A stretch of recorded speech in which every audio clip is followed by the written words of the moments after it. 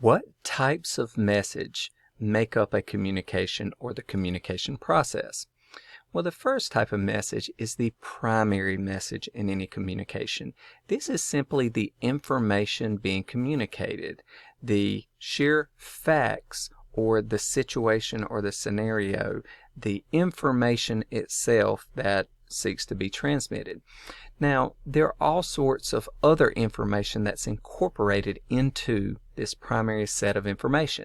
Secondary information seeks to demonstrate something more than the primary information being communicated. Oftentimes that relates closely to the purpose of the communication itself.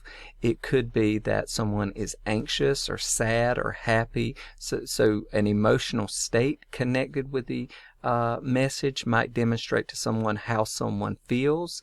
It might also demonstrate someone's purpose. I may say, "It's been nice seeing you." Well, if I say it like that to you with some gesture, then the secondary part of the message is signaling that the time that I'm now seeing you is over and that it's time for either me to leave or you to leave. So this is secondary meaning derived from the primary information that's being communicated.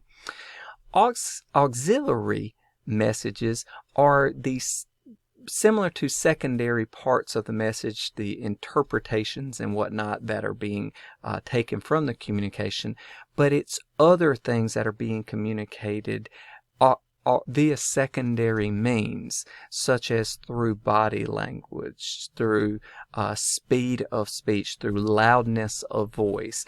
I'm transmitting meaning to you that is outside the information or the purpose behind the communication itself. So these are secondary sources of communication that accompany the primary communication, but they are distinct from the secondary communications in that they're not focused on meaning.